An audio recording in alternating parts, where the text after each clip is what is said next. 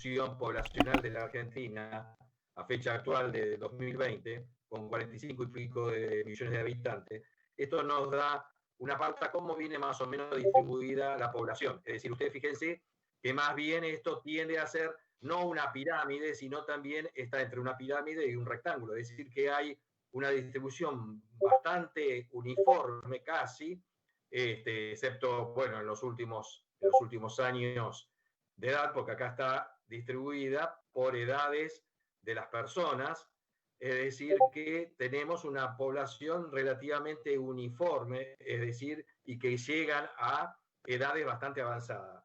El promedio de esperanza de vida de la Argentina tenemos más o menos alrededor de los 76 años en promedio, entre hombres y mujeres. Las mujeres tienen más esperanza de vida, que pueden llegar a los 80 y pico de años, mientras que los hombres están por debajo de los 75 o 72 años aproximadamente. Promedio más o menos da en el orden de los 76 años. ¿Para qué nos sirve esto? Esto es para poder uno hacer un perfil de la población para saber cómo viene el crecimiento de la población. Lo podemos extender, por ejemplo, hay una proyección, fíjense ustedes, una proyección en el año 2065, fíjense que mejora las condiciones aún porque tenemos un crecimiento poblacional, un crecimiento de edad promedio bastante interesante a medida que va avanzando los años. Mientras que si nosotros retrocedemos y nos vamos a años, como por ejemplo, a ver si podemos lograr, en el año 55, fíjense que tiende a ser la esperanza de vida muy inferior, es decir, que no tenemos tanta población adulta, tiende a ser más piramidal. Si comparamos esta situación como, por ejemplo, uno de los peores países que dijimos antes, que era el Congo, que lo tomamos como referencia, fíjense que es netamente una pirámide. Mucha población de poca edad y a medida que va avanzando hay mucha diferencia porcentual a medida que vamos avanzando, es decir, que hay muchas personas que no llegan a las edades que están marcadas acá. Acá la esperanza de vida promedio andan en el orden de los 50, 50 y pico de años. Y hay muy poca población que llega a los 80 años aproximadamente. Casi nada, el 0,1%. A valores, si nosotros lo hacemos a valores también actuales de esa población, fíjense al año 2020, nosotros, y también lo tendríamos que comparar con poblaciones como la de nuestro país o cualquier otro, ¿no?, que quiera hacer. Es decir, esto nos da más o menos cuál es el perfil de la población para poder hacer por ejemplo, una obra determinada, vamos a suponer una obra comercial o una ciudad, o si tenemos que proyectar para hacer vías de comunicación, caminos, cómo se distribuye la cantidad de población en ese país, si tiene un crecimiento importante o no. Entonces, y también tenemos que ver otro tipo de estadísticas, como por ejemplo esta, la que nos da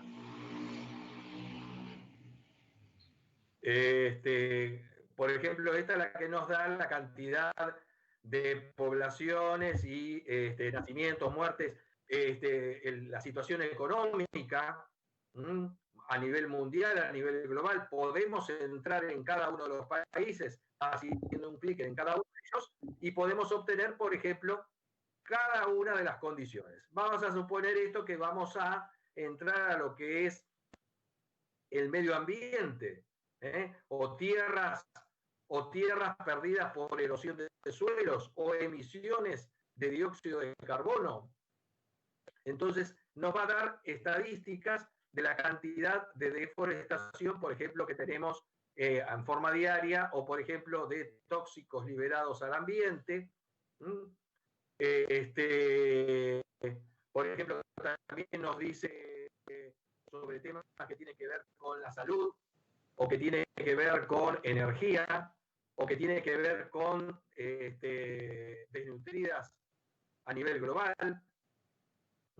Podemos entrar con este tipo de estadísticas a ver el perfil. Es decir, no va a ser lo mismo una obra que podemos llegar a diseñar para nuestro país que quizás para otros países que estemos haciendo ese proyecto. Entonces, dicho sea esto, vamos a seguir con la temática que estamos viendo en el PowerPoint.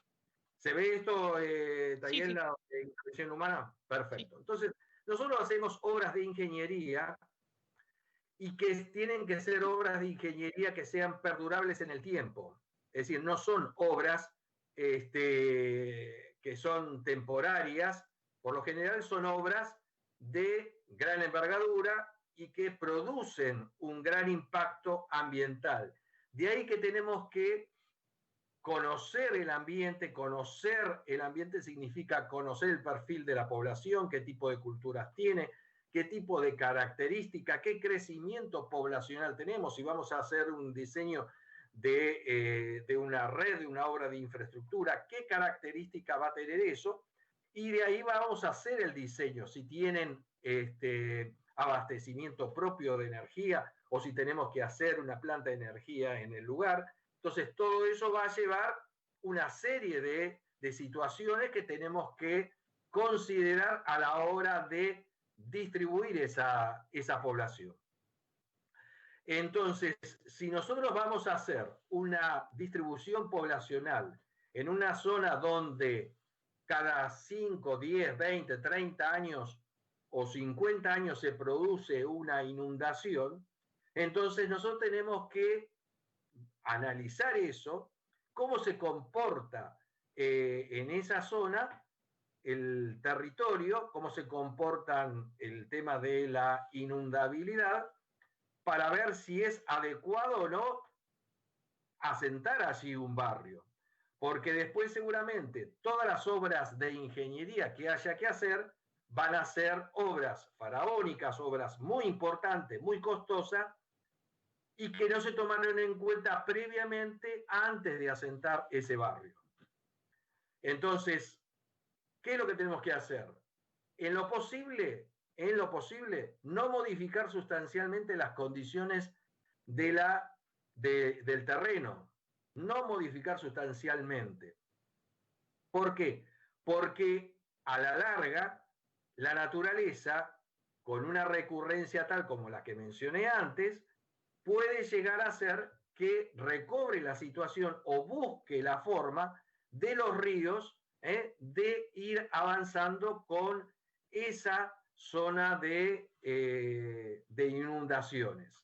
Como por ejemplo, nosotros hacemos obras de ingeniería, solemos rectificar los ríos, hacerlos rectos, porque decimos, bueno, esta zona que es sinuosa del río, es una zona que me va generando zonas como entrantes y salientes del territorio. Y decimos, no, yo no quiero el río recto que salga directamente a su zona de cauce o desagüe del río.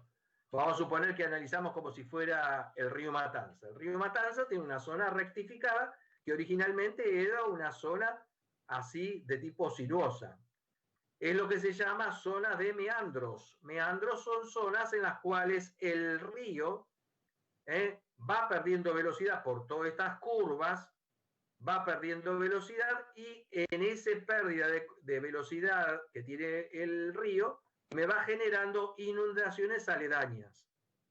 Inundaciones aledañas de las cuales se supone que todas estas zonas son zonas bajas, zonas de bañados, en las cuales ante eventos extraordinarios, el río desborda y va ubicándose el agua, no solo en el cauce del río, sino en las inmediaciones, es decir, en los bañados laterales.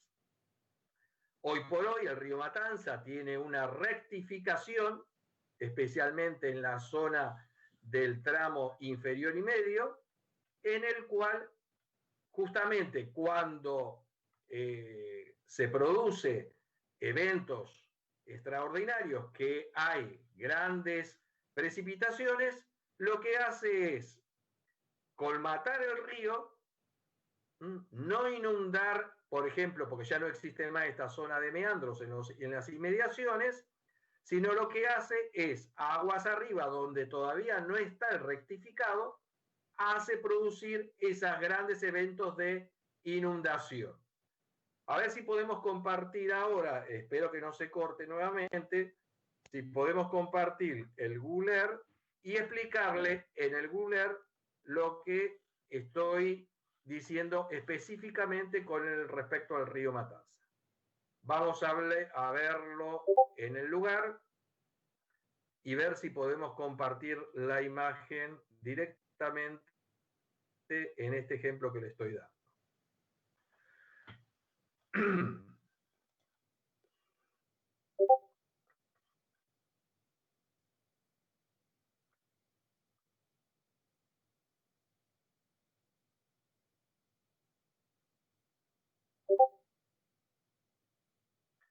¿Está viendo el Google Earth? ¿Está bien? Sí.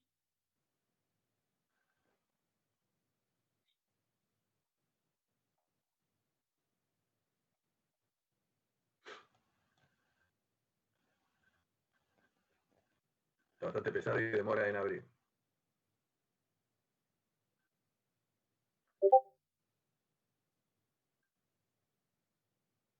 Con paciencia.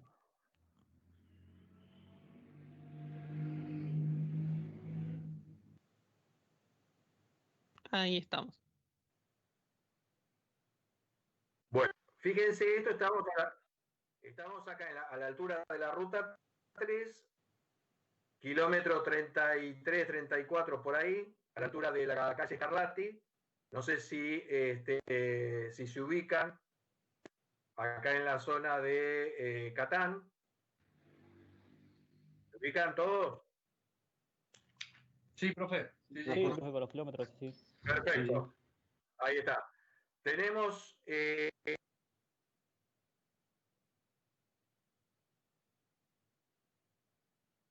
ve el puntero?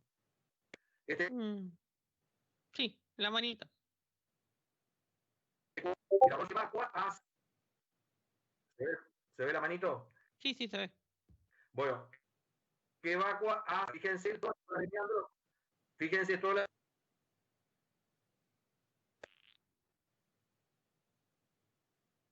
estas curvas. Acá en el año, no hace mucho, pero no hace en el año 2008 años, hubo una lluvia, prácticamente el agua llegaba casi a la colectora, llegó a la... Se entrecorta mucho el audio, Nicolás.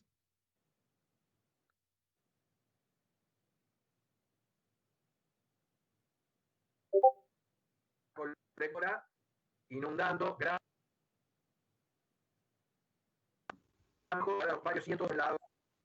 Profe, se entrecorta mucho el audio, no se llega a ver, entender. ¿me escuchas ahora? Sí.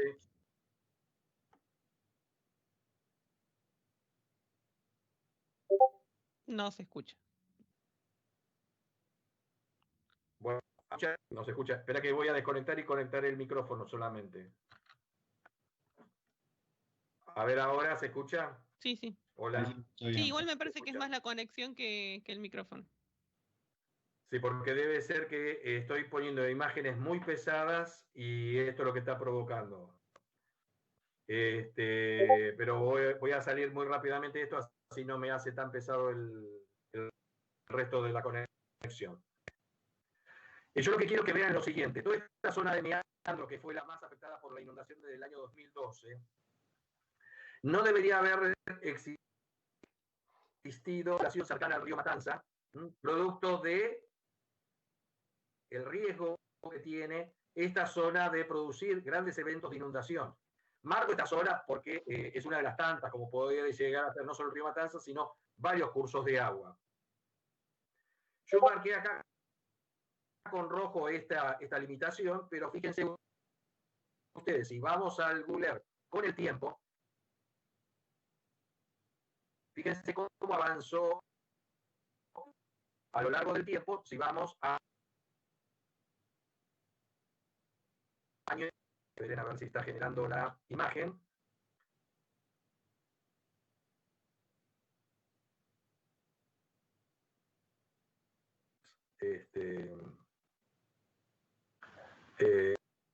Esta es una vuelta para ver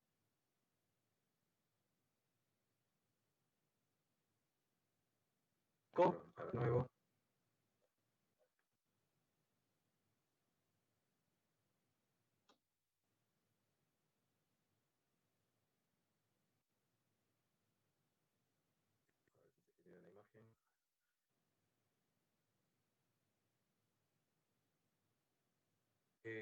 Esta zona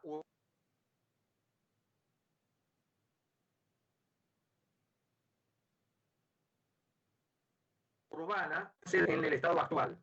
Con esta herramienta ustedes les permiten también demostrar hacia atrás cómo viene avanzando la urbanización y cuáles son las políticas de Estado que no se llevan adelante para impedir la urbanización hacia zonas que ya son netamente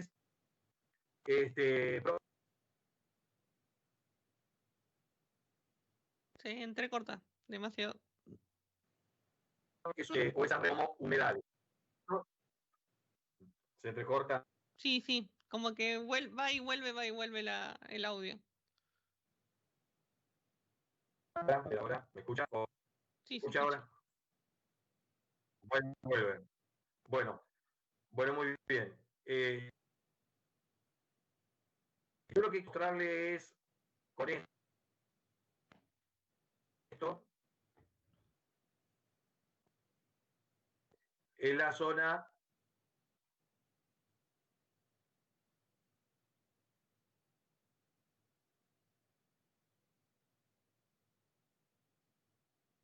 que comienza el rectificado del río Matanza.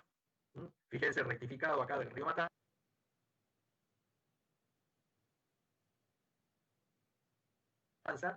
Que divide el partido de la provincia, después de la General Paz, distintos partidos de la provincia con Loma de Zamora y los partidos aledaños. Entonces, rectificado. Sale muy rápido el rectificado hacia el Río de la Plata, pero ¿qué pasa? Cuando tiene nivel el Río de la Plata suficiente como para y evacuar las aguas. Pero cuando el río de la Plata tiene su destada, es decir,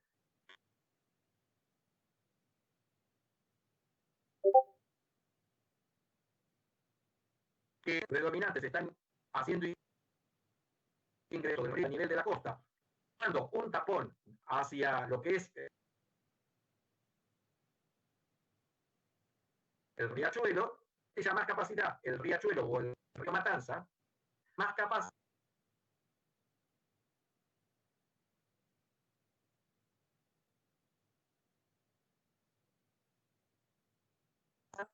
máxima si estamos teniendo alta, es decir, producen anegamientos importantes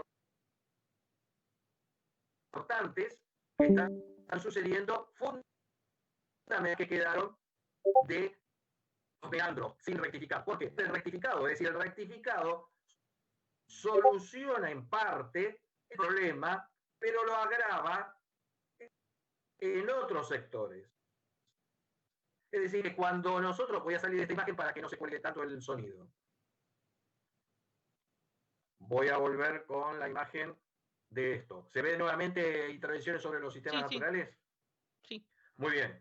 Entonces, cuando nosotros hacemos obras de ingeniería, tenemos que ver las obras de ingeniería en un sistema como un todo. No es solo para beneficiar un sector de la ciudad, un sector de la provincia, sino esas obras de ingeniería pueden llegar a generar un conflicto más pronunciado en otras zonas donde no se han hecho esas obras o no se han complementado otras obras.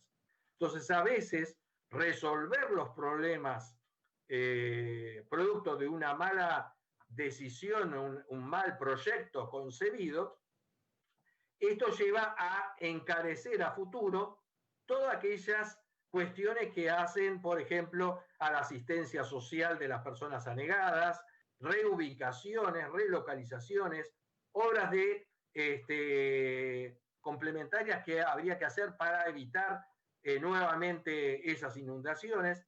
Es decir, tenemos que observar bien en forma completa el proyecto. Entonces, esto es importante que lo tomemos en cuenta a la hora de llevar adelante. Acá hay otros ejemplos más que están en las filminas y que también están en las actividades que han sucedido en otros países. Para hacer obras de ingeniería han producido hechos que han afectado a otros países o a otras regiones. Por lo cual hay que analizar las influencias que se llaman directas e indirectas de ese proyecto. ¿Cuáles son las consecuencias que puede llevar adelante? Yo voy a dejar acá la parte teórica con respecto a el avance. Esto lo vamos a continuar la clase que viene, pero ahora Tayel va a continuar con... Y se cortó. Antes de abandonar lo que es la parte de la teoría, ¿tiene algo para preguntar? Con respecto...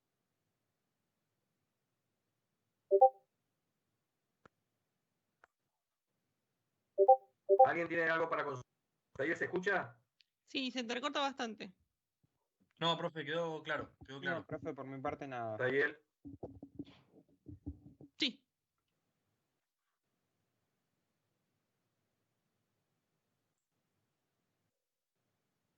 Nicolás.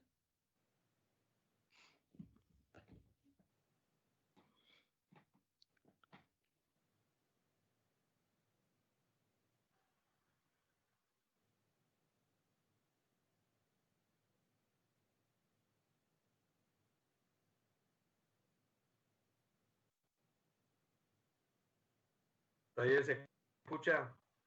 Sí, ahí escucho. Se había cortado. ¿Tayel se escucha? Sí, sí. Lo que pasa es que cuando se ve que cuando saco las imágenes... Sí, entra en colapso la conexión. Sí. A partir de la clase que viene me parece que no voy a mostrar tantas imágenes porque si no esto va a ser un desastre. No sé si me alcanzaron a escuchar la última parte que estaba comentando sobre el tema de las obras de ingeniería que tienen que ser analizadas con los efectos directos e indirectos que pueden llegar a producir. ¿Esa parte me la llegaron a escuchar? ¿Está bien? Sí. Bueno.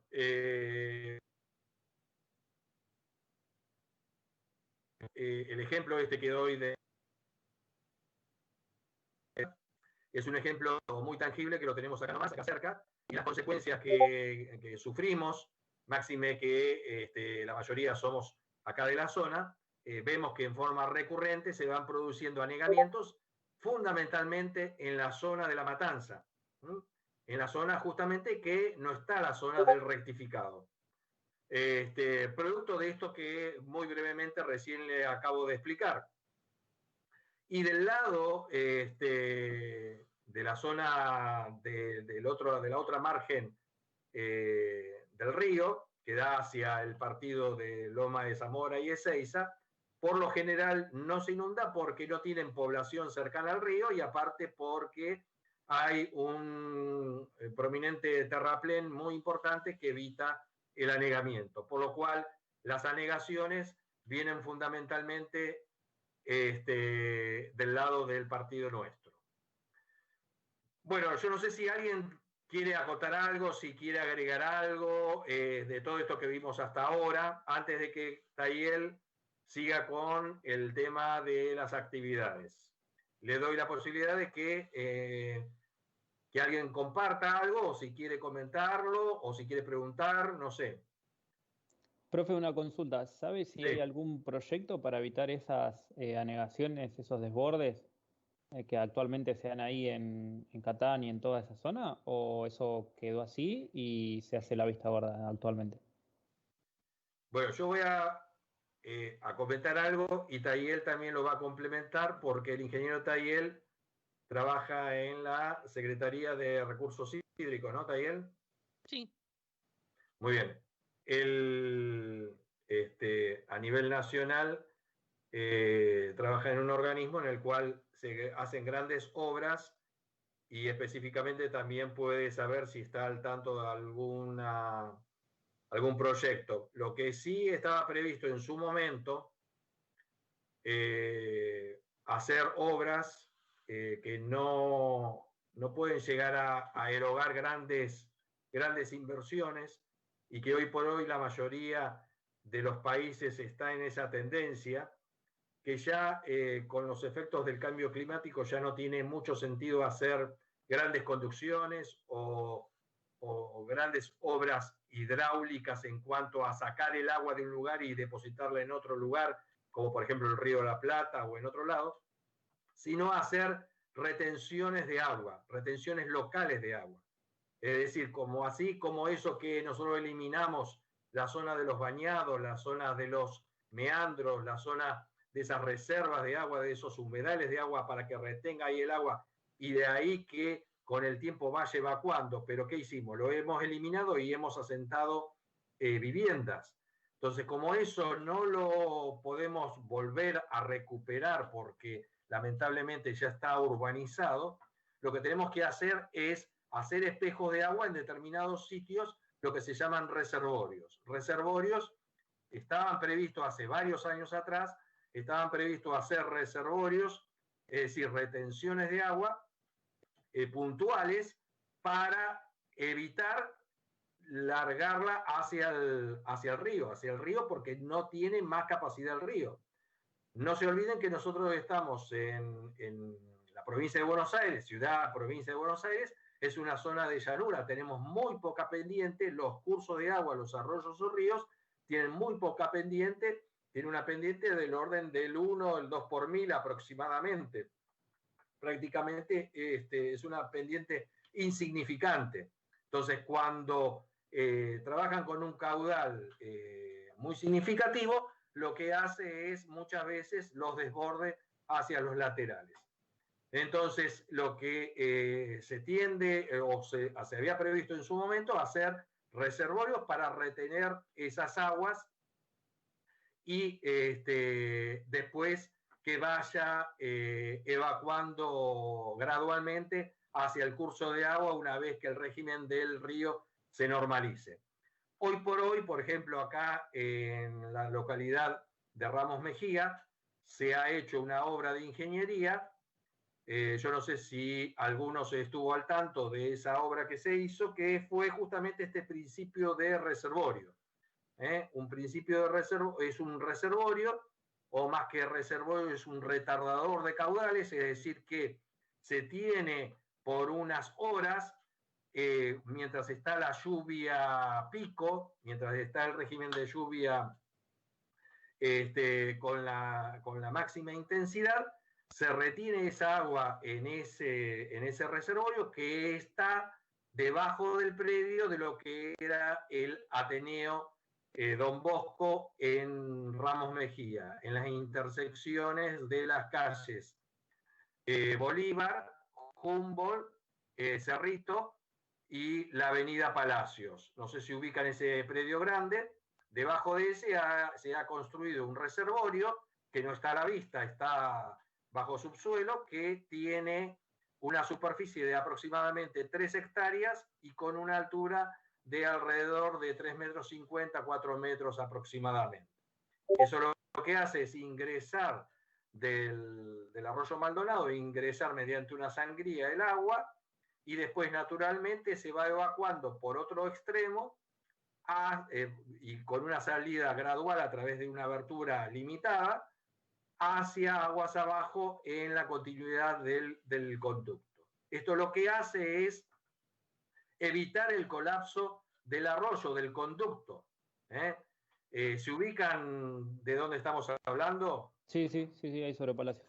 Sobre la avenida Palacios. Ahí había un arroyo a cielo abierto, era un curso de agua, y lo que se hizo es, hace unos 70 años atrás, se hizo el entubamiento de eso, y justamente lo que hace el entubamiento es como si haríamos lo que dijimos antes, un rectificado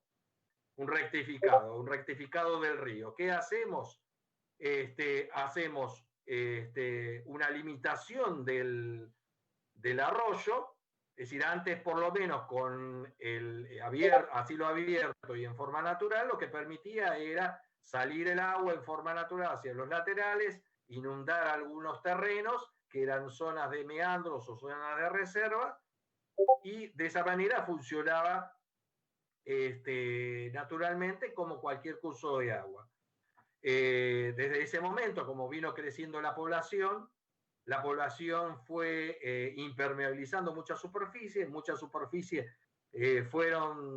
dejaron de ser permeables, ingresar esas aguas de lluvia al subsuelo, por lo cual todas escurrían y tuvieron que ir hacia ese conducto. Ese conducto ya quedó obsoleto por la cantidad de tiempo que pasó en su capacidad, y de ahí que en vez de entrar agua en los sumideros, en los desagües, sale agua o salía agua hasta que se construyó ese reservorio. Pero ¿qué pasa? Ese reservorio es limitado también, porque no es suficiente. Es limitado, por ejemplo, de la zona de Ramos Mejía, aguas abajo. ¿Hacia dónde? Hacia el lado de donde casi finaliza el partido de La Matanza. Pero no resuelve todavía lo que es aguas arriba. Aguas arriba, ¿dónde? El arroyo Maldonado, no sé si todos saben, que nace cerca del Camino de Cintura, en unos conductos muy chicos, en comparación a lo que es a la altura de la avenida Palacios. Son conductos muy chicos, y más de uno lo habrá padecido, que no habrá podido llegar a la universidad porque pasa justamente a una cuadra de la universidad, por la calle Mármol, por Mármol. Entonces, ustedes ya lo habrán padecido, que a una cuadra de la universidad hace como un bloqueo, porque se inunda todavía todo, porque justamente lo que hacen, están colmatados los conductos ahí, porque son conductos relativamente de poca capacidad para poder absorber esa cantidad de agua. Bueno, ¿una consulta? Sí. Hace unos años no había tenido un problema uno de estos conductos y se hundió la calle Palacios. Sí. Hubo un hundimiento en un par de cuadras, o se había caído un auto, me acuerdo, yo vivo cerca. Sí. Lo que sucedió ahí fue que el conducto todavía no estaba hecha el reservorio del Ateneo. Los conductos pluviales trabajan, cuando se calculan a gravedad. Es decir, ¿qué quiere decir? Que trabajan no a presión, es decir, que escurren por adentro de los conductos en forma natural, por su pendiente, por diferencia de pendiente, escurren, no así como, por ejemplo, como podría llegar a ser una cañería de conducción de otro fluido para otro servicio. Pero en este caso, para los pluviales, conducen a gravedad.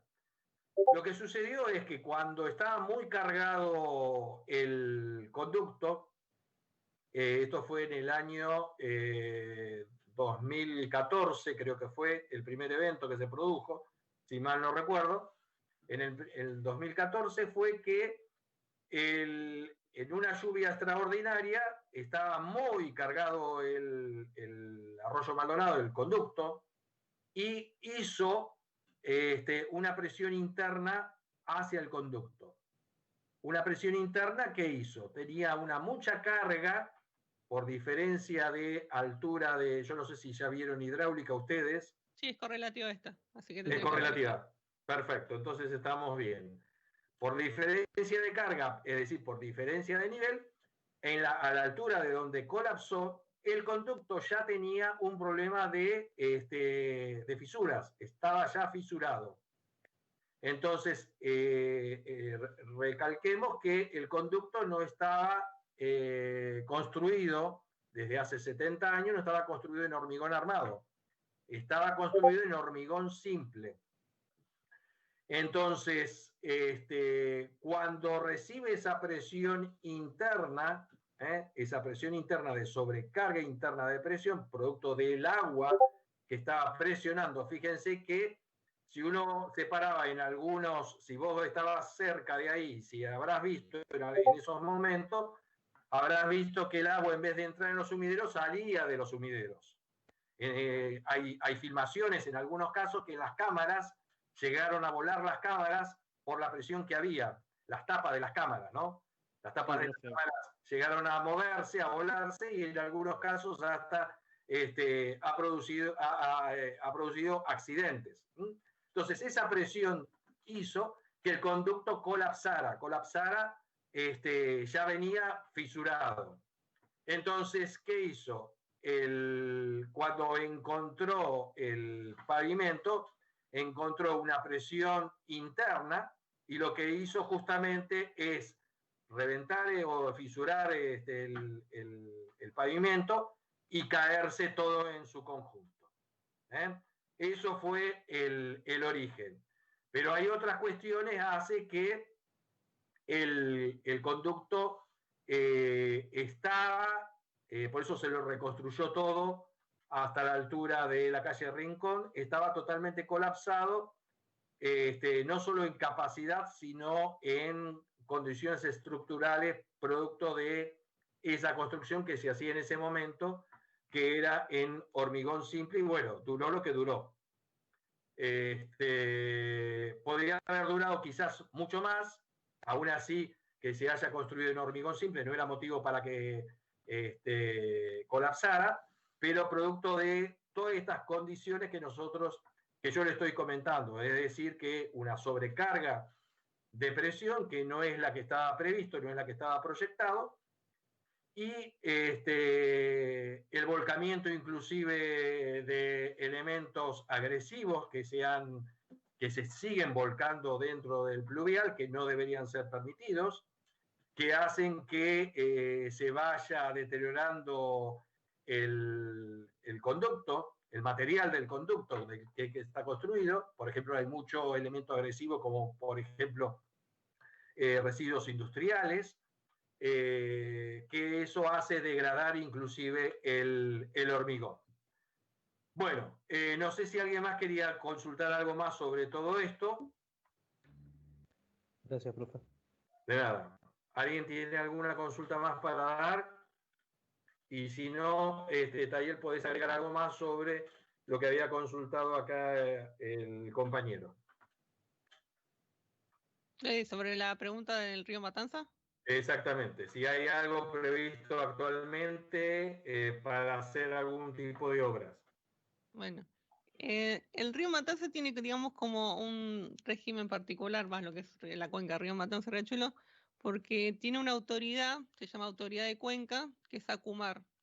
Que ACUMAR tiene toda una historia por todas las problemáticas respecto a la contaminación que tiene el río, y hace un par de años se diseñó todo este sistema de, digamos, de microembalses o reservorios, son embalses chiquititos en todo lo que es la cuenca alta del río, y actualmente está todo en proyecto. Yo he visto un par de proyectos que los elaboró la misma ACUMAR y están muy en veremos. Si bien están aprobados desde el punto de vista por la provincia de Buenos Aires, ya eso después lo vamos a ver, no se preocupen porque digo la palabra aprobados.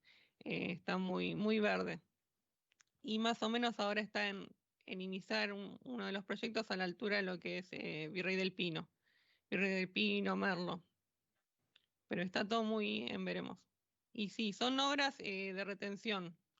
Ya hoy en día todo lo que es, por ejemplo, entubado está, digamos, mal visto. Ya en la secretaría está, cuando nos dicen de que quieren entubar algo, directamente le decimos no, ya no, entubamientos ya no se hacen. Sobre esto, lo de Acumar, voy a intentar, si no se corta, voy a intentar a ver si podemos ver un video de 1 minuto y pico. Vamos a intentarlo. Si se corta, directamente volvemos otra vez a la charla. A ver si podemos... Igual de Acumar después vamos a hablar en la unidad de ¿Se legal. escucha? Hizo un comentario. No se escucha. Hay que poner enviar sonido del sistema, algo así es la opción. Sí, sí, sí. Sí, porque a ver acá. Más acciones. Mostrar configuración del dispositivo. Mostrar nota reunión. Acceder a pantalla del teclado. Desactivar video entrante. ¿En qué parte decías vos? Acceder. Hola, ¿me escuchás, Taller? Sí, sí, sí. Hay una opción que es como compartir audio del sistema, algo así. No sé si en los 3 puntitos.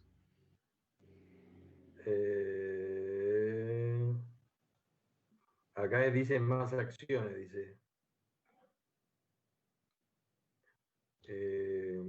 Profe, ¿el video lo tiene usted o está en YouTube? Porque si está en YouTube puede compartir el link y los vemos cada uno, si es cortito. Sí, es cortito pero, a ver, esto está en YouTube. Si no, yo se los mando después, el link se los mando, como para que vean de qué estamos hablando cuando, por ejemplo, el ingeniero Tayel recién habló sobre el tema de Matanza Riachuelo y que tiene que ver con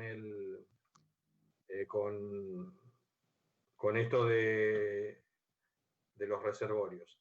Después yo se los envío. Bueno, ahora sí, Tayel, fíjate vos con el tema de Bien. las actividades, así seguimos. Les comparto pantalla.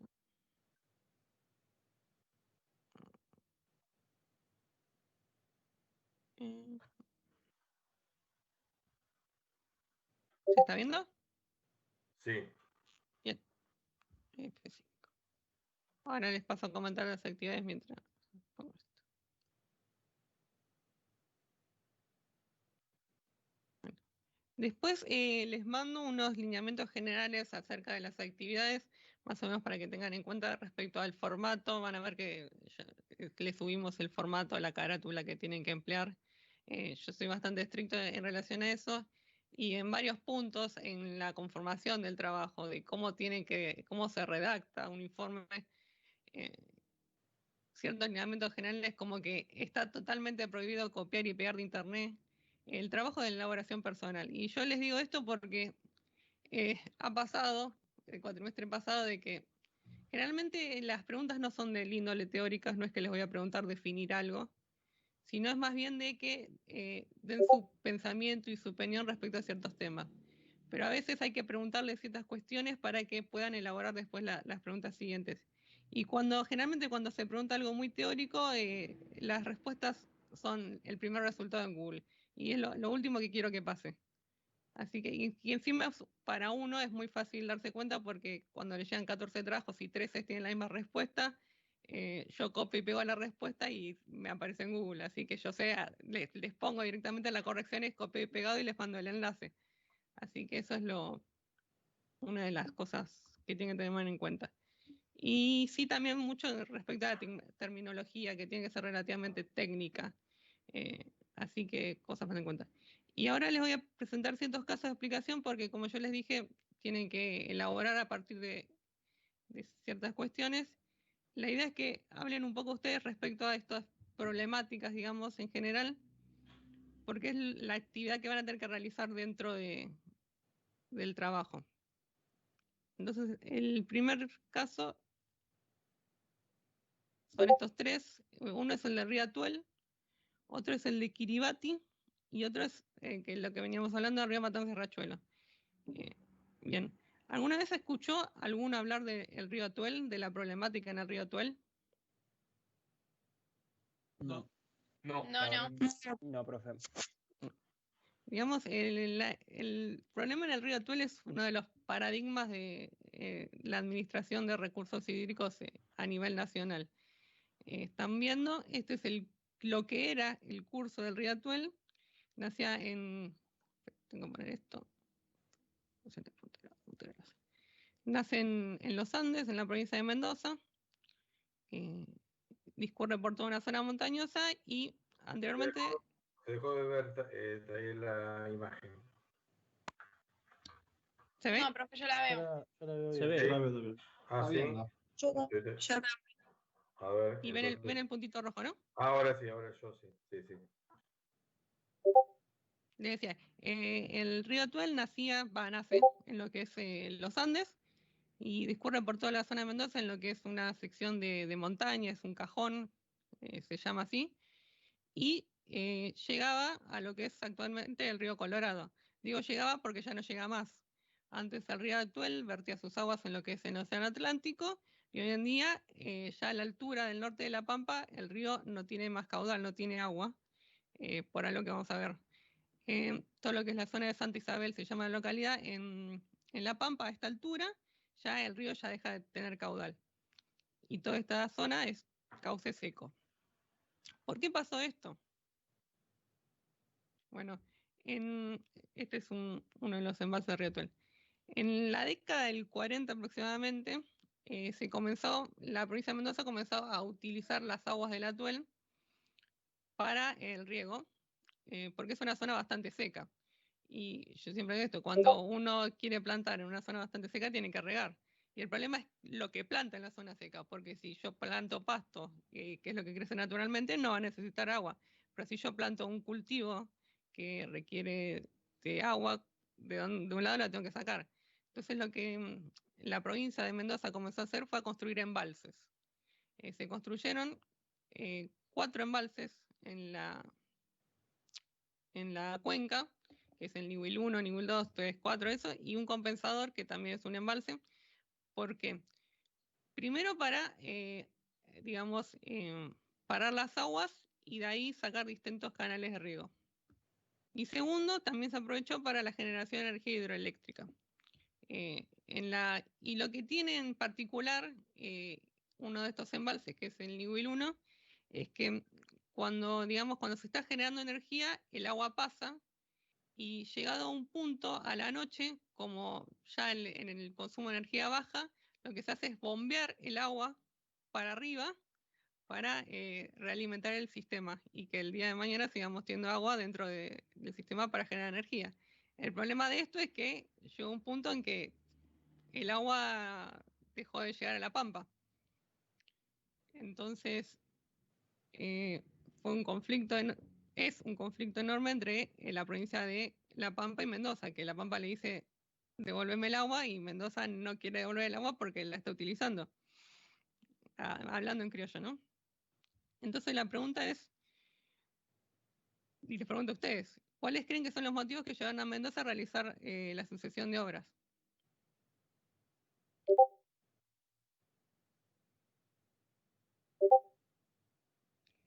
Y una necesidad de cultivar y de generar energía, ¿no?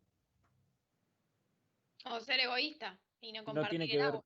no tiene que ver también con la producción que tiene la ciudad de Mendoza respecto de los vinos y esas cuestiones, no utilizan esa agua para riego. Para que se ubique más o menos geográficamente, Mendoza capital está más arriba. Esto es en la zona de San Rafael. Pero sí, se usa para viñedos, olivos, hortalizas, frutos. Y la cosa es que se analiza desde los 3 puntos, ¿no? ¿Cuáles son los motivos que llevan a Mendoza? Son netamente desde el punto de vista económico, por una cuestión de generación, y social para su población. La cosa es que ahora analicémoslos desde el punto de vista de La Pampa. ¿Cuáles son las problemáticas de que no llegue el agua a La Pampa?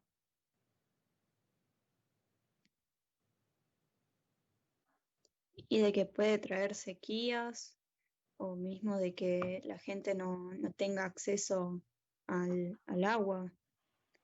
Y si hay sequías, ¿qué va a pasar en La Pampa? Modifica el ecosistema, Claro.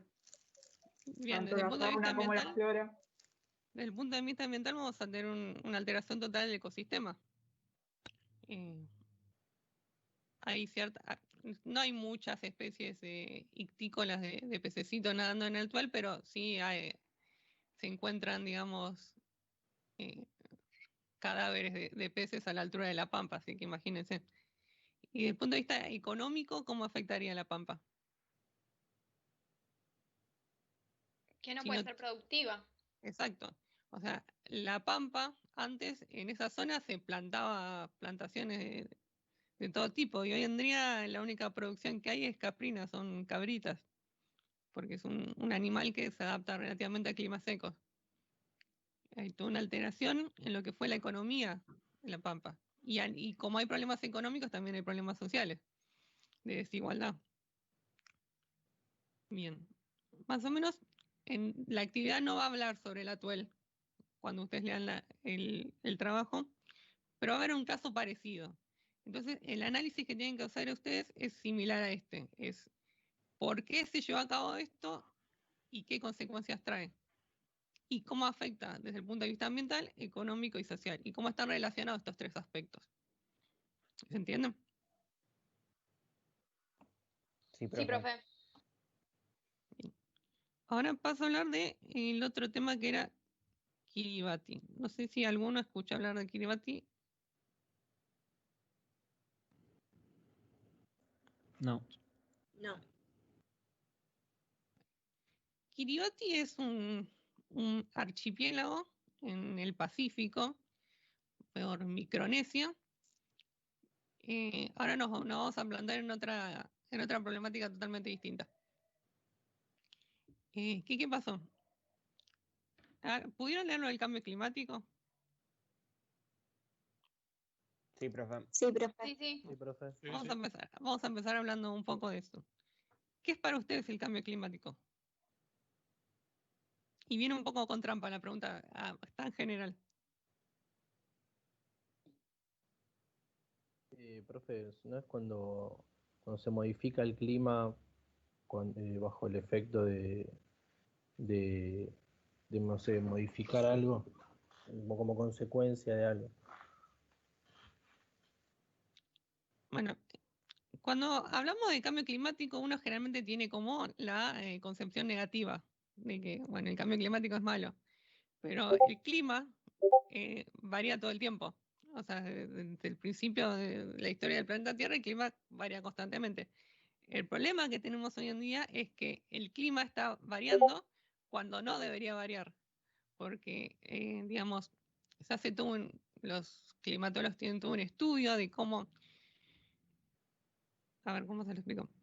El clima, ustedes tienen claro los dos conceptos, uno lo que es clima y otro lo que es tiempo. ¿Saben la diferencia? Si yo les pregunto cómo va a estar el tiempo mañana, ustedes saben a qué me refiero. Sí. Sí, a temperatura, humedad. Bien. ¿Y el clima a qué hace referencia? Eh, no sé si son las palabras correctas, ¿no? Pero al estado del cielo podría ser Bien. o algo similar. ¿No se refiere como una temperatura promedio? Exacto. Cuando uno habla de tiempo meteorológico, habla de las condiciones en un determinado tiempo y lugar desde el punto de vista de la atmósfera. O sea, si la temperatura, la lluvia, si está nublado, la presión atmosférica. Ahora, cuando uno habla de clima, está hablando del tiempo meteorológico promediado a lo largo de un periodo de tiempo. Y cuando uno habla de clima, habla de periodos largos de tiempo. Estamos hablando de 30, 40, 50, 60 años.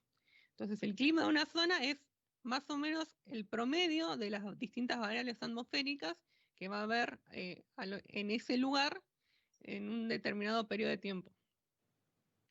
El clima A ver, el tiempo meteorológico es muy difícil de predecir. Ustedes lo saben porque lo ven en el noticiero. O sea, les dicen, bueno, mañana va a haber una probabilidad de lluvia del 30% y por ahí no llovió. Porque es todo muy al instante, se mide todo muy rápido. El tiempo, si yo les pregunto a un climatólogo cuándo va a ser el tiempo dentro de 30 días, no me lo va a decir, porque no sabe, porque no tiene las variables suficientes. Ahora, si yo le pregunto cuál va a ser el clima dentro de 50 años, sí me lo va a poder decir. Porque el clima, los promedios se pueden modelar. Es decir, se pueden, digamos, por un sistema de algoritmos matemáticos, a partir de ciertas variables, determinar cuál va a ser la estadística del tiempo en determinado tiempo, digamos. Ahora bien, el problema que tenemos actualmente es que nosotros sabemos cómo debería ser el clima dentro de 50 años, pero con la actividad antrópica que se fue llevando a cabo en los últimos siglos, desde, como vimos recién, desde la Revolución Industrial, este clima que debería existir no está. O sea, hay un calentamiento y hay un calentamiento comprobable de la temperatura en la Tierra. Ahora, eso es lo que es el calentamiento global. Y después ya van a leer sobre el efecto invernadero, o sea, cómo se origina el calentamiento global. Ahora, si se calienta la Tierra, ¿ustedes qué opinan que puede pasar? ¿Cuáles son las problemáticas que pueden derivar del calentamiento global?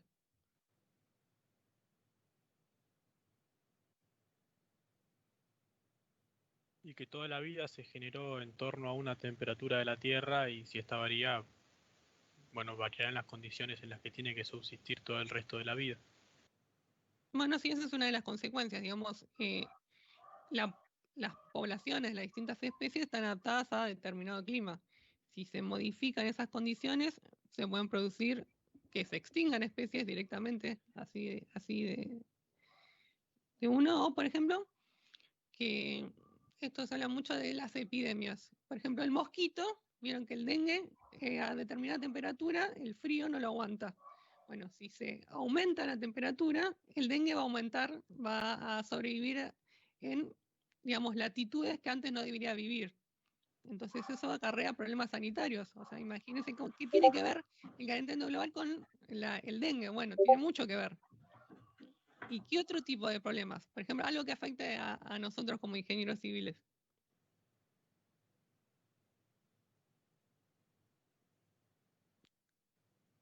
Ustedes piensen, ¿qué es lo que cosas que reaccionen mucho respecto a cuando se eleva la temperatura a nivel global? ¿El deshielo?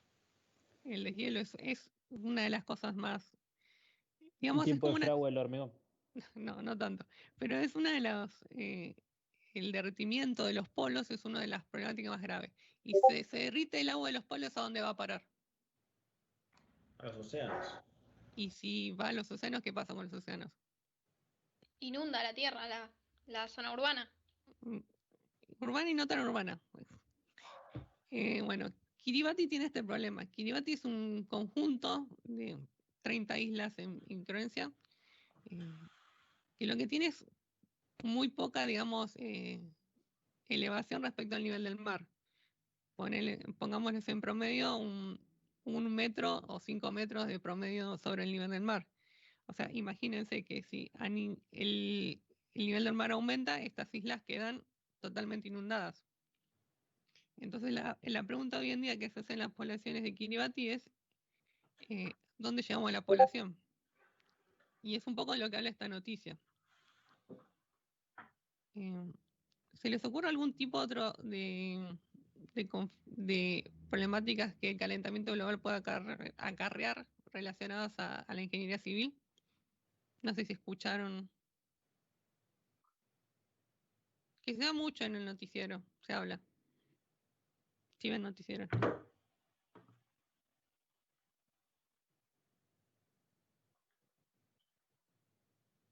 Respecto a las lluvias.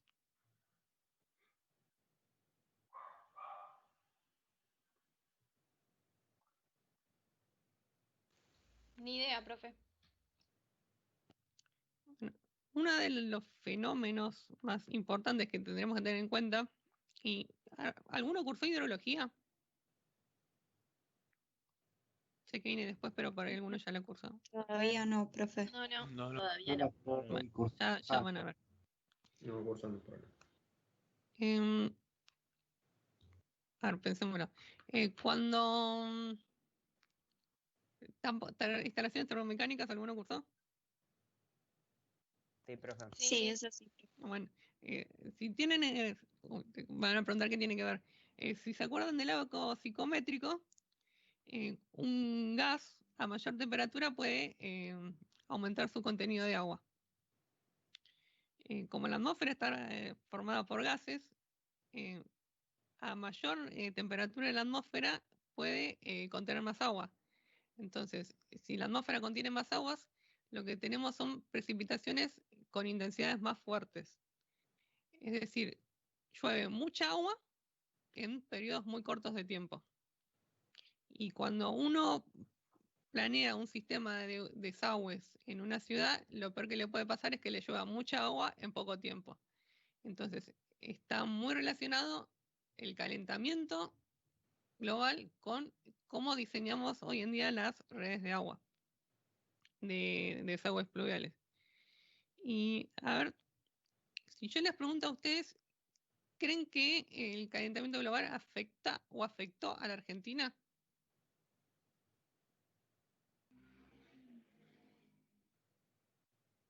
Sí, profe. Y ahora viene más a modo de curiosidad. Yo le digo lo que dicen los libros, ¿no? Yo no. La Argentina tiene, digamos, una posición desde el punto de vista geográfico privilegiada respecto al calentamiento global. ¿Por qué? Porque estamos básicamente rodeados de mar. El hemisferio sur, si un día ustedes ven un mapa con un planiferio, se dan cuenta que el hemisferio sur es prácticamente toda agua y tenemos una puntita de América del Sur, una puntita de África y Australia, nada más. Entonces lo que hace el agua del mar es moderar la temperatura. No pasa esto en el hemisferio norte, donde es una gran masa continental. Y los continentes tienden a calentarse con lo que se llama una mayor inercia térmica, o sea, se calientan y quedan calientes. En cambio, el mar no. El mar, digamos, está más en ciclo constante de intercambio de energía. Entonces, digamos que la Argentina está desde el punto de vista del calentamiento global privilegiada. Y las temperaturas en la Argentina no aumentaron tanto en los últimos tiempos. Pero sí aumentaron las precipitaciones. Y cuando les digo hace no mucho tiempo, estoy hablando en realidad de la década del 60. Y por ejemplo, no sé si alguno conoce San Luis, La Pampa. ¿Alguno fue de viaje? A San Luis sí. Bueno, No. No, yo Más al sur. solo que era en la zona de San Luis, La Pampa, hace 60 años, no se plantaba. No, era un clima totalmente seco. Y en los últimos años se produjo un corrimiento de lo que se llama la isohieta, que es la línea de lluvias, voy a hablar desde un punto de vista muy técnico. La isohieta de los 600 milímetros. Es decir, que en promedio en esa zona ahora llueve 600 milímetros, que es el límite que se llama lo que es agricultura de secano. Ustedes saben que en la Argentina la agricultura es todo por secano, que ese secano es por agua de lluvia. O sea, se planta y la única forma que hay de regarlo es por el agua de lluvia. Hay muy poquito de riego artificial. Piensan en economías como Estados Unidos, es casi todo por riego artificial. Bueno, en Argentina no. Entonces, este calentamiento que hubo en la Argentina hace un par de años provocó que se pueda plantar donde antes no se podía. Entonces, irónicamente fue algo positivo para la Argentina desde el punto de vista económico. Se estima más o menos que del crecimiento de la industria agropecuaria en la Argentina, un 50% se debió al aumento de la temperatura que conlleva un aumento de las precipitaciones. También hubo aumento desde la industria porque aumentaron los rendimientos y eso. Y ahora viene la segunda parte. Bueno, esto es Kiribati. Son varias islas así. Esto se llama Atolón, que es una isla... Aguardad un segundito, Sí. que no quiero que se lleven con una sola parte de la respuesta que le estás dando, como bien le estás dando. Lo que quería comentarle que también los efectos del cambio climático, esto que bien explicaste vos, también tienen otras connotaciones totalmente adversas y que la estamos padeciendo muy recurrentemente con el tema de las precipitaciones, que producen inundaciones como las que mencionamos hoy, zonas anegadas, por ejemplo, en zonas en las cuales no deberían existir construcciones o viviendas, y producto de esa precipitación totalmente intensa, porque cuando se miden las lluvias se miden en intensidad, duración y frecuencia. Es decir, que nosotros tenemos una gran intensidad de lluvia en poco tiempo, en gran cantidad de milímetros caídos en fracciones de minutos. Es decir, capaz que cayeron, no sé, el equivalente a lo que debería llover a lo largo de una hora, caen en tan solo quizás 5 minutos. Es decir, durante muy poco tiempo, y colapsa todos los sistemas. Entonces, lo que padecemos en la zona, por ejemplo, de llanuras, como ser la provincia de Buenos Aires o la ciudad de Buenos Aires, es decir, al caer tanta cantidad de agua en tan poco tiempo, producto de esta climatología que está bien hablando acá el ingeniero, nos está padeciendo en estas zonas estos problemas. Quizás en otras zonas sean buenos, pero por estos lados estamos teniendo esas consecuencias. Eso quería aclarar por la duda. Se vayan solo con la idea que es bueno para nosotros, ¿no? No, o sea, los efectos positivos del cambio climático son mínimos. O sea, les puedo hablar una materia entera de los efectos. Para darles otro ejemplo, la Argentina y Chile comparten algo que se llama, ¿alguno fue al Calafate? No. Bueno, No. el día que vayan van a conocer lo que se llama el campo de hielos continentales, Patagónico Sur, que es la tercera reserva de hielo más grande del mundo, después del Polo Norte y el Polo Sur. El campo de hielos es un conjunto de glaciares que tiene como curiosidad que está a relativamente baja altitud. Generalmente los glaciares a nivel continental están en las cumbres de la montaña, estamos hablando, uno va a la Concagua y la cumbre de la Concagua tiene glaciares a su alrededor, o sea, hasta a 7.000 metros de altura. Bueno, el campo de hielos acá en la Patagonia no, está a baja altitud. Y de los 50 glaciares principales que tiene el campo de hielos continentales sur, 48 están en retroceso. ¿Qué es retroceso? Que se están derritiendo básicamente. Hay uno solo del lado chileno, el Pío 12, que está creciendo, que es, digamos, desde el paradigma científico, nadie sabe por qué está creciendo. Y hay otro que está en lo que se llama un equilibrio estable, que es el más conocido de todos para nosotros, el Perito Moreno, que todos los años cada tantos tiempos se ve que se cae. No se preocupen, chicos, eso no es calentamiento global, es otro fenómeno. Pero, o sea, el calentamiento global está asociado a problemas de, como les dije, sanitarios, enfermedades, las precipitaciones, el crecimiento del nivel del mar, o sea, son todas variables totalmente negativas. Como les decía, esto es Kiribati, o sea, se llama atolón esto, que es una isla de origen coral. Esto en 15 años va a desaparecer, o sea, el mar lo va a tapar. Entonces, por ejemplo, ¿cuál es la problemática identificada para Kiribati? Les pregunto a usted. Y básicamente que va a desaparecer. O sea, toda la población tiene que buscar o sea, el gobierno de Claro, Kiribati está preguntando tiene qué que hacemos mudar con a esta toda la gente. gente de ahí. Exacto. Sí, de algún lado tenemos que llevar a la gente. Están buscando 50.000 alternativas.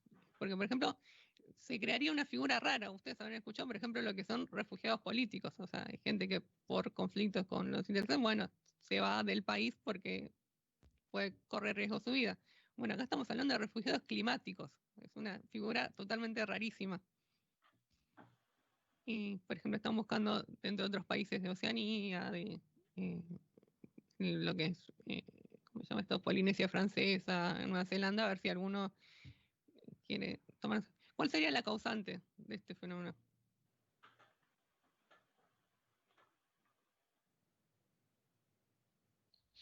Y un cambio total en la forma de vida de las personas. Sí, no, igual estoy hablando más o menos de de que vaya a desaparecer Kiribati? ¿Cuál es la causante en sí?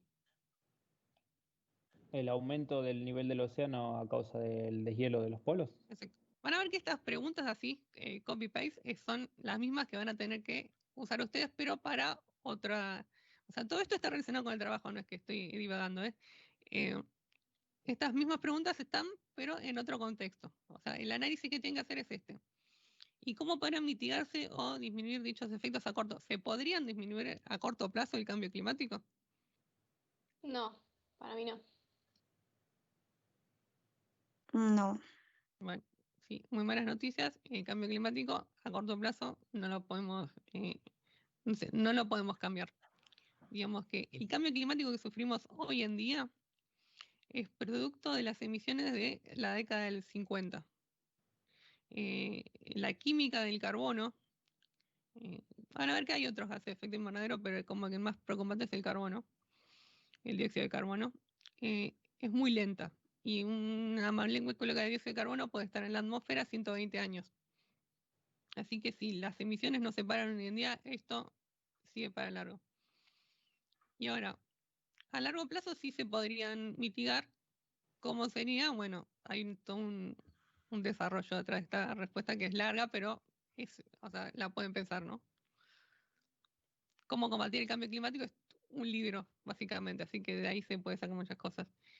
Bueno, ustedes van a tener que hacer lo mismo, pero buscando, esta noticia es de la BBC, ustedes van a tener que buscar una noticia relacionada al problemática ambiental en Argentina y hacer el mismo análisis. Si les interesa el tema de Kiribati, acá también, yo después, si quieren, les paso un enlace que hay un documental de la Deutsche Welle que habla sobre Kiribati, es interesante. Bueno, y esto es una pregunta que más o menos quedó respuesta. ¿Qué certeza tenemos de la existencia del calentamiento global? Bueno, todo esto, aumento de las precipitaciones, deshielo. Bien.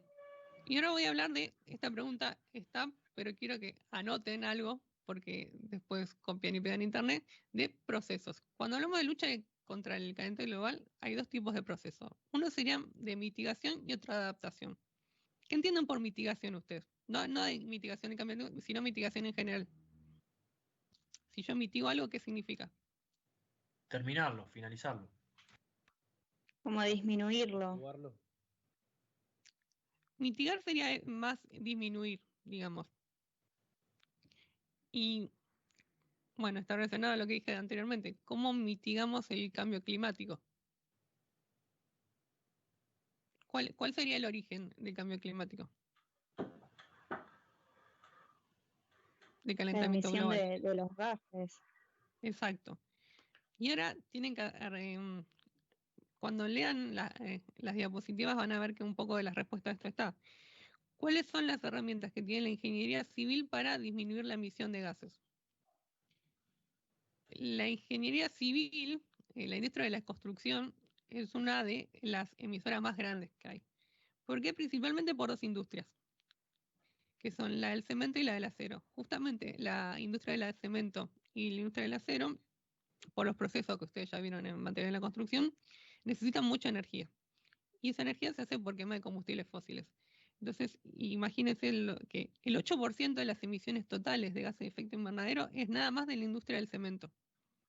O sea, casi un 10% es plenamente de la industria del cemento. No, ni siquiera de las otras industrias, cemento nada más. Así que, ¿cómo podría ayudar a mitigar la ingeniería civil los gases de efecto invernadero? Bueno, una respuesta por ahí, la gente de hormigón me va a pegar si esto, pero es tratando de disminuir el uso del hormigón. Porque si estamos hablando de que es una industria tan contaminante, bueno, tenemos que buscar otro tipo de materiales para llevar a cabo nuestras intervenciones para mitigar esto. Lo mismo con el acero. ¿Qué tipo de materiales se les ocurre que se podrían emplear en la construcción? O por ahí usar el mismo material pero reciclarlo.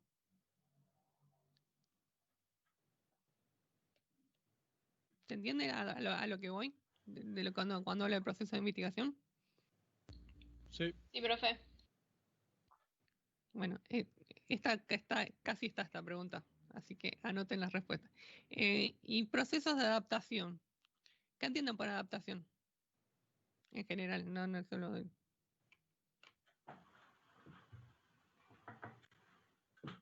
Como aprender a convivir con esto, con lo que sucede, digamos.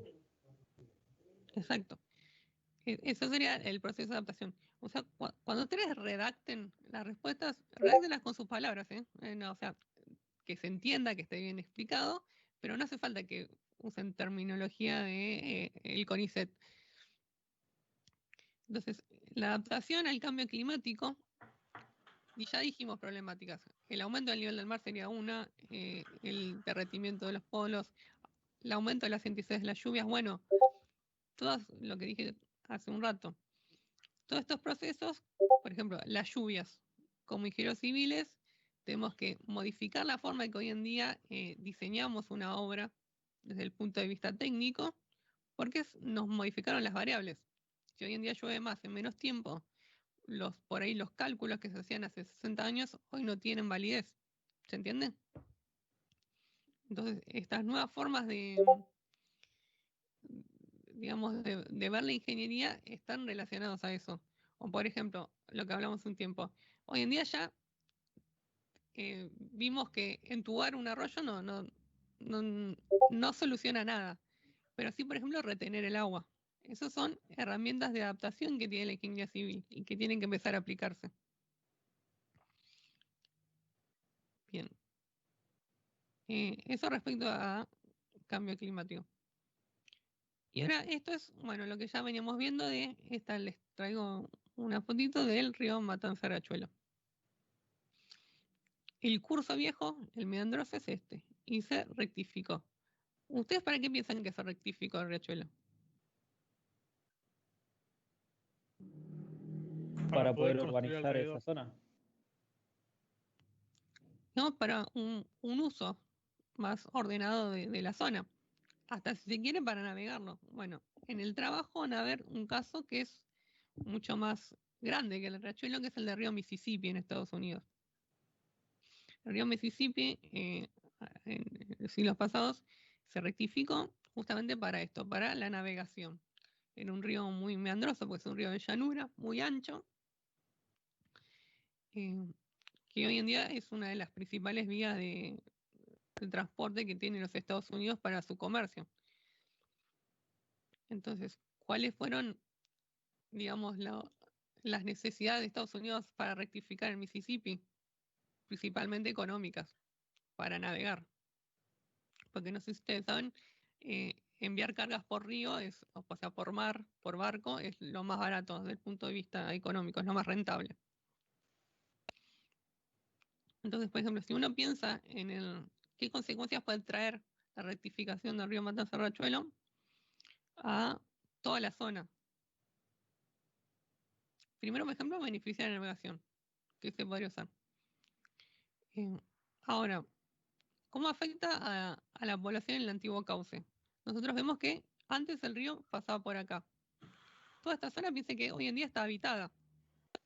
¿Ustedes piensan que esa zona es relativamente habitable hoy en día? Hay gente, está lleno de gente. Digamos, del lado de Loma de Zamora la densidad poblacional es enorme. Pero piensa que en realidad son tierras aptas para la población.